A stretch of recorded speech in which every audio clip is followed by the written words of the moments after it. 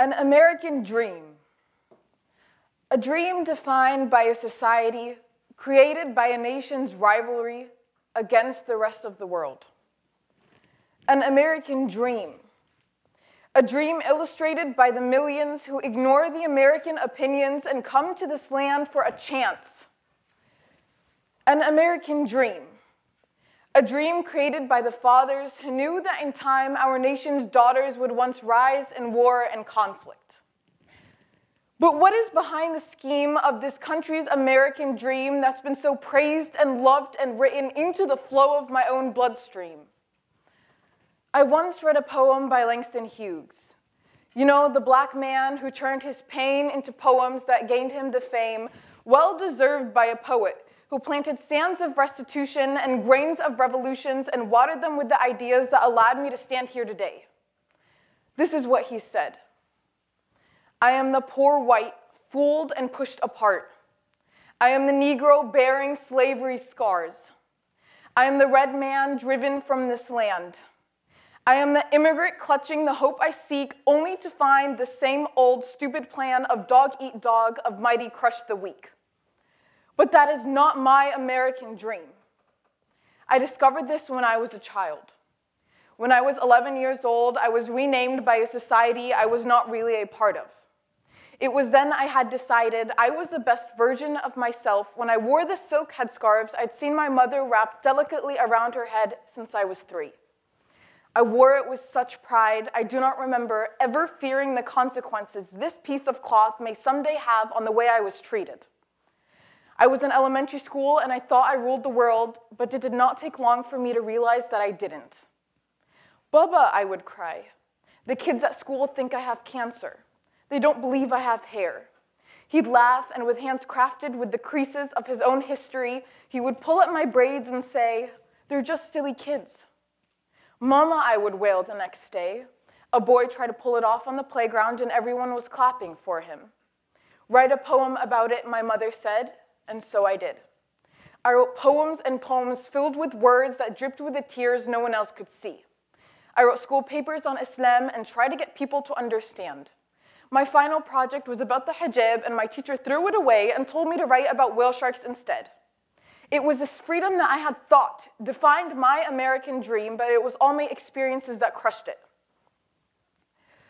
I lived like this for years. High school was full of drawings of AK-47s kids had secretly plastered on my back like intricate art pieces that put me on display. But I was not art. I was a ticking time bomb people would trigger like a light switch that was destined to burn out.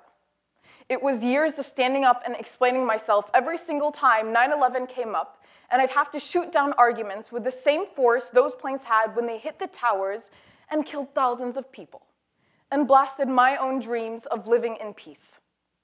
In college, I took with me my American dream, somehow still believing in its worth, and wrote poems about war and detailed the lyrics until there was nothing being envisioned but the bloodied bodies of the Palestinian victims I called my people. And one day, a professor of mine stood up to a poem I had written. I had titled it Peace, a Lost American Dream. Alaa, she said, you are living the American dream. You're living the dream, don't you understand that? A week later, she failed me for the course. Sometimes I like to imagine I remember the day I left home for the first time. I see myself, a 3-year-old kid, screaming in an airport, sensing the idea that part of my heart was being torn out of my body as I left home. I can almost feel my father's grip on my arm, hopeful, but in mourning nonetheless. I bet I could see myself looking down at miles and miles of Egyptian desert, thinking of all the ways a child like myself could have said goodbye. It's true. I wasn't born here. The woman I have become was woven by hundreds of pieces of cultures she was introduced to from so many different countries outside of these borders. But it is here that I have made my life. It is this country that fed me and raised me and taught me the strength to survive a childhood full of questions and teen years of my own identity crisis. So what is the American dream? The dream every immigrant is forced to accept. The dream every American is forced to appreciate. The dream every illegal citizen is forced to bend down and pray for. What is the American dream that I have sacrificed my childhood, my adolescence, and my future for, just so I could get a taste of the fantasy millions crave to live? After 19 years of doubting the dream's existence, I believe I have finally discovered it. I am a Palestinian, an Egyptian, an American, and I'm a Muslim, and my American dream is my freedom and ability to be all four. Despite the struggles, I am free. So let's just take a second. Look around for 1 second. Look next to you. Look in front of you. Look behind you. Think of your colleagues, your friends, maybe even your family. No skin color is the same shade. No religion has the same book. No race has the same culture. Behind every Native American who fought for this land and every American who stole it, there was a dream. We may all be different, and we may be political, but the American dream is how we have come to know that we are human. It is this American dream that I have survived a childhood full of indescribable experiences that allowed me to stand here and speak to you today. The people around you are your resources. This is your gift. The diversity and variations of the American dream each of you will personally define is inspirational to everybody else around you. We may not all dream the same, but before any of us find our place in this beautiful, chaotic society, we must first acknowledge the fact that we are the ones who shape it. There are only two teams in humanity's battle: those of us who dispirit the ones who dream, and those of us who resuscitate them. And before the American dream can keep its essence, we must first acknowledge that fact. And my own dream, I dream to be the Muslim woman on the front lines of wars. I want to be the journalist who opens doors for those of us outside of our borders. I want to speak up for the weak who are unable to seek anybody's protection.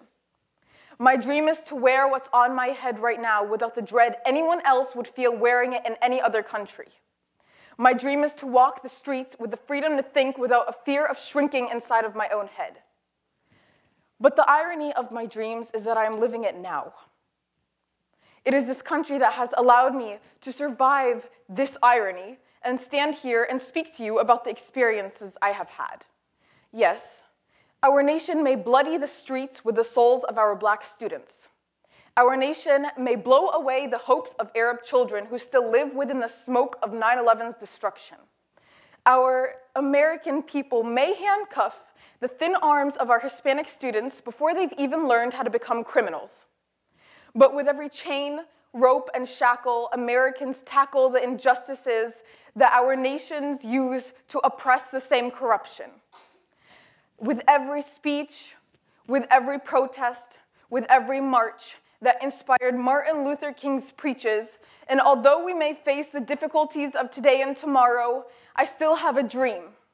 It is a dream deeply rooted in the American dream, and that is the beauty of America. Thank you.